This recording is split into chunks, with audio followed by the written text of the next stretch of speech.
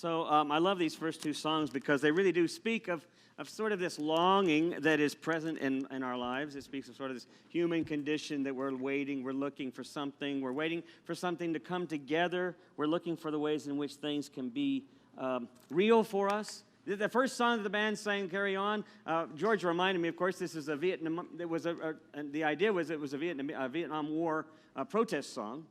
And yet, it also has been used in so many contexts and shows and movies since then about this sort of struggle with life, right? To sort of rise above the illusions. We're trying to make it. We're trying to get it done. We're trying to get, just name it. It's your work life. It's your relationship life. It's your family life. It's your personal life. We just want something. We're trying to get something accomplished. We're trying to get somewhere where it's repaired, somewhere where it's what we want. And that's just a part of our human nature. That seems to be a part of our human condition, that life is more like this illusion, and when we focus on what awaits us at the end, then that's going to be when it's okay. We'll find that finally desired destination. It's part of our traditional faith, right? If you go back, it may be still for some of you, but it's part of that faith that many of us were reared in, this is not important. This time here, just kind of what's important is the land waiting for me on the other side. The land glory is waiting for me at the end of the road. And so we have this illusion, but the illusion is that life has got this split reality. That life has got this sacred reality that we have to sometimes pray would come into our lives, or that we just wait and hope that we'll get there, that would be a part of that. And then there's this reality, which is like sometimes we're really lucky and fortunate and everything couldn't be better, and other times it's just crap and we just wish things would come together for us once in a while. The problem with this orientation, of course, is that we fail to see what we're saying to ourselves. And that is that we're victims of circumstance. We see ourselves as victims. Even when we try to rise above that, when things don't go our way, it's happening wrong to us. It's not the way we would like things to be. So we have this sort of split in our lives, and we become victims of circumstance. And all of life becomes a fight, the good fight, work it out to the end, stay the course, keep the faith. Life is an obstacle, but if we stay the course, we'll find glory in the end. We know that God is always with us. And I hope I don't disparage that phrase for you. I hope I don't when you hear what I'm saying, that I'm not saying you should throw that phrase out. But for the moment, I'm saying you should throw that phrase out. Just for the moment. The whole God is with us, because what I'm trying to do is I'm trying to get you to stop thinking, or trying to get us, or trying to get me, because it's my struggle too, to stop thinking of as God somewhere else who's with us because we're struggling and we need that. Instead of recognizing God is here in the midst of us, and we're just tapping into it all wrong. We're just sometimes struggling the wrong way. But I get that. We're human. I spent that whole series on talking about what it means to be human and how to be better at being human, because we have to sort of transcend our biology, which I think we eventually will do. I think that's where humanity is moving, that we begin to understand our neurology and how we're still rooted in some of our most primitive sort of neurobiology. 60% of the population doesn't want to mess with stuff. Don't throw change at me. Don't mess with my reality. That's pretty much where 60% of our population is. I get that, right? We all know that. We all feel it. Then there's another 20% that are like, I think I can handle it. Then there's about 10 to 20% that are going like, bring it on. I love, they're sort of like the risk takers. They see life as something completely different than the rest of us. But we struggle with this reality because it's part of our human biology. But it's not part of our spirituality. I don't think so. This is me talking. I don't think that's really what our spirituality is all about. And I think that's what's so fantastic and amazing about 1 Corinthians 13. Because I used to see it all different, right? I'll get back to that in a second. I have this wonderful statue that Mary Ann Wilson, who's a good friend. By the way, I never greet anybody online. I never say hello to people online. I started realizing there's 30 to 40 people that watch us online. Hello? I am so, it's like like they're watching in, you know, but it's like, no, you're here too. And I forget to tell them, register your attendance online, you know, because that counts. Don't forget to contribute, all that kind of stuff. But Marianne may be watching, and Marianne knows me, and so she gave me this wonderful little statue, and it's the statue of Jesus, and he's in his robe, and he's got his belt on, you know, and he's got a football, because, you know, Jesus has a football. And so, and there's one kid going this way, and there's another kid tackling Jesus, and Jesus has kind of got his elbow in him as he's handing off the football to the other kid. And it's like, Jesus is my quarterback. That's the worst possible image ever. Where in the Bible did it say, like, Jesus is going like, you don't belong, but you do belong? You know, let's win this thing against that. I mean, it's just this, again, it's this, we understand it because it's part of our trying to create and live in a dualistic kind of reality, right? Either or, black, white, this or that. It's bad or it's good. Either it's a success or it's a failure. Either it's fixed or it's broken. I mean, we see things that way, but that's really not what the essence of I think, our deepest possible potential spirituality is really about. And that's where I think we miss out on things. I think we struggle and we sort of fall back into these default kinds of positions. We've talked about imagination. Last week I was talking about that default of the phantom toll booth, right, where we find ourselves in the same patterns that we get stuck in. And it's like the Blazing Saddles, you know, when they get to the toll booth, they don't see that there's nothing on either side. They say, go back and get some dimes. We'll never get through this thing.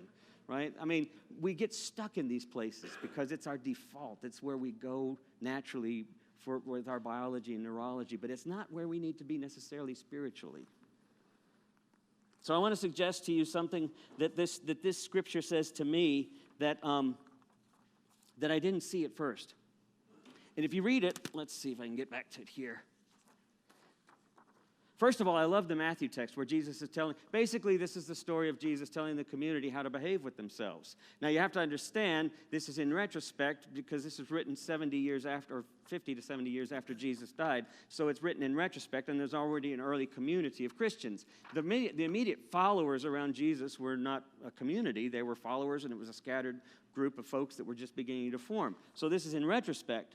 But he's saying what you do when you have a conflict is you go and you speak. And I love this idea. I used to think it was like, no, then you bring some people with you to defend your case so that they know they have to fess up, right? But that's not what this was about. This was about being authentic to one another. This was about accountability as a community. This was about finding a place of peace. You don't go to that person because they're wrong and you're trying to judge them. You go to that person because it's hurting the community or something's not working right. And so you come together around it. And you find a way then to be in community again. I saw that. And then when I heard these lines, when I read these words, that like what you say here, you say in heaven. I used to think that was like my uncle who'd say, a man's word is a man's word. It's like, okay, I got some bad examples of that. You know, I've got some really bad examples of a man's word. But I knew what he was trying to say. But that's not what this is saying. This is literally saying we are in the midst of the sacred. And what we do has sacred, eternal consequences. It has deep, spiritually grounded consequences. Don't take your yeses and nos lightly. Your honesty and your authenticity is everything. But so is your grace and mercy, right?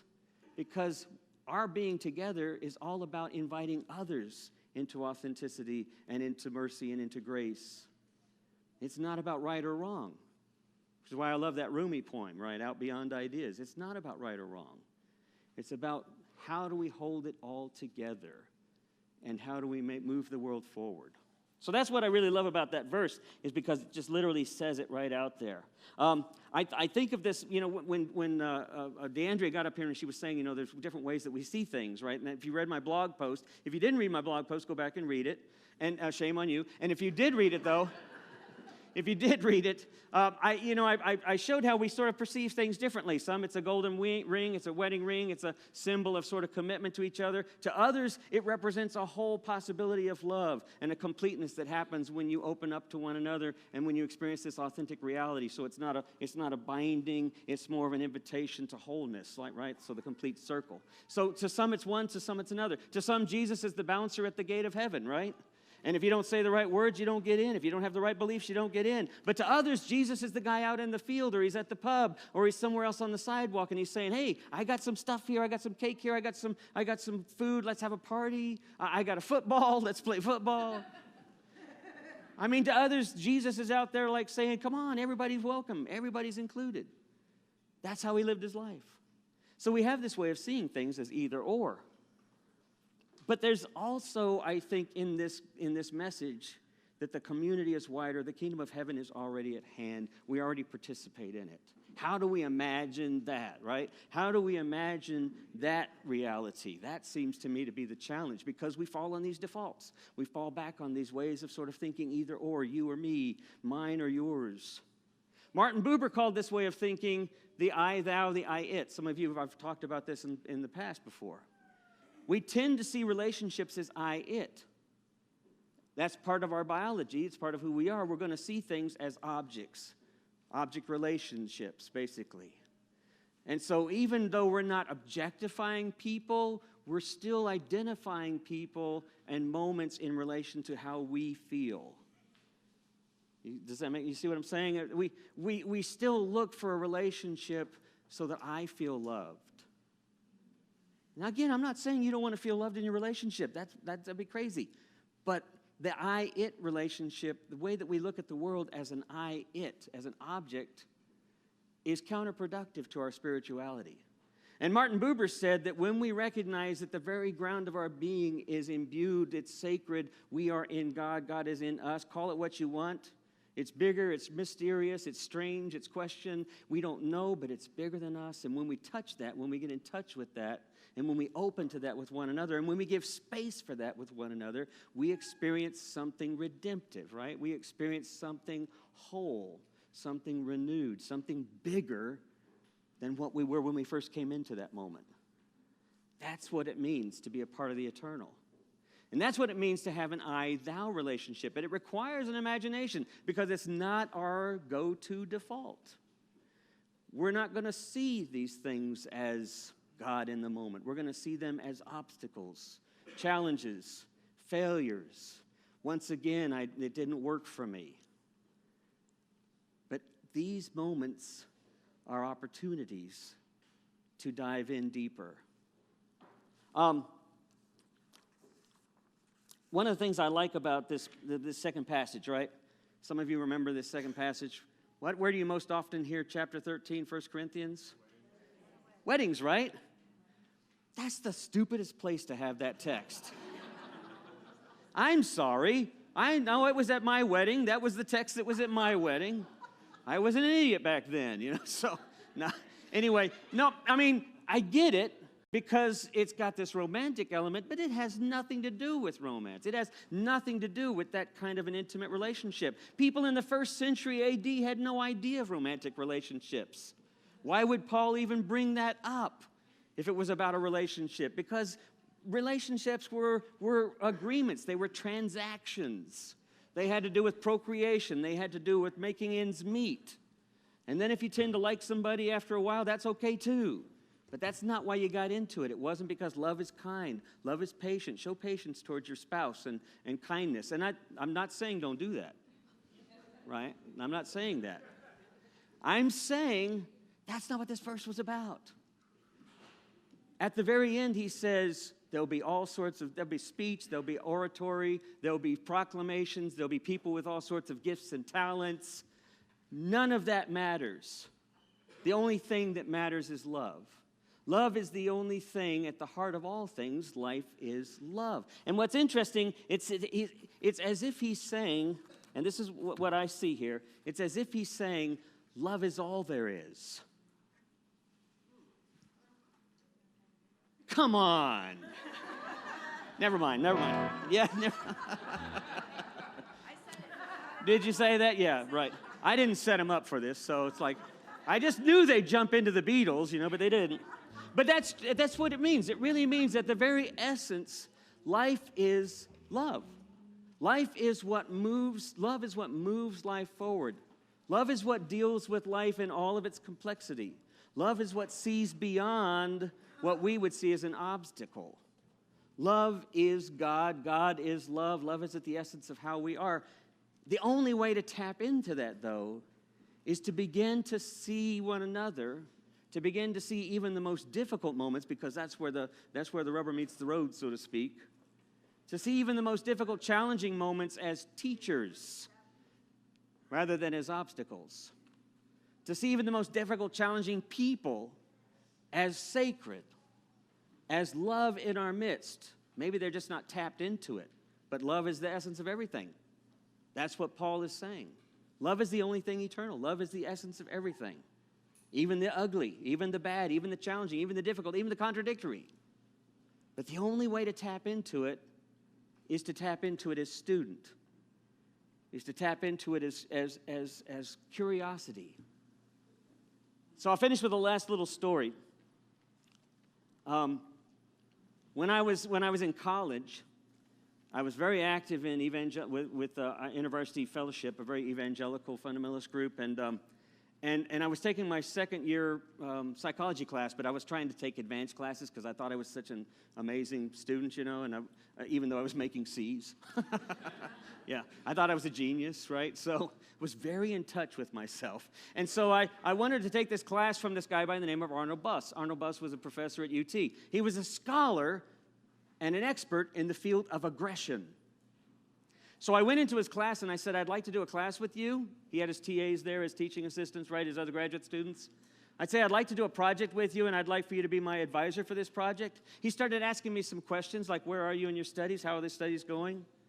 And I looked at him and I said, I'm coming along, but this is something I really like. But I'm not, he said, what are your grades? I'm like, I got C's and stuff. And he stopped me and he said, you have C's?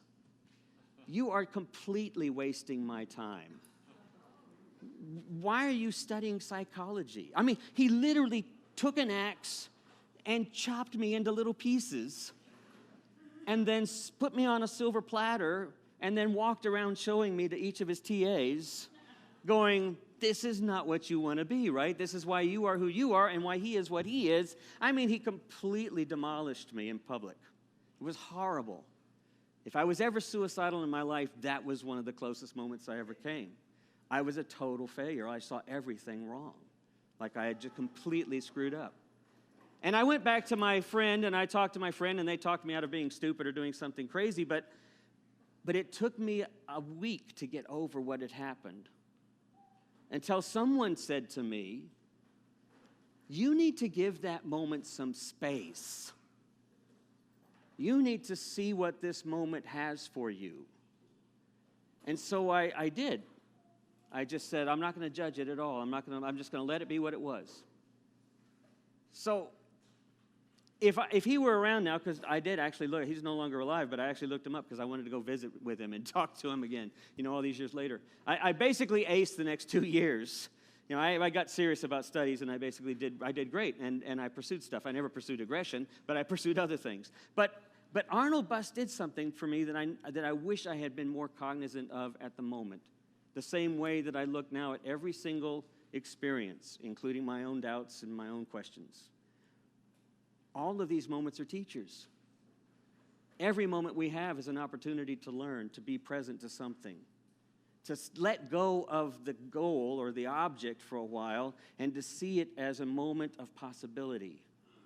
Even the most difficult things, even the Arnold Busses, even the relatives that drive us crazy, even the spouse that doesn't seem to understand us, even the politicians that we find abhorring or completely disagree with, or the other side that we completely, all of these moments are teachers, people.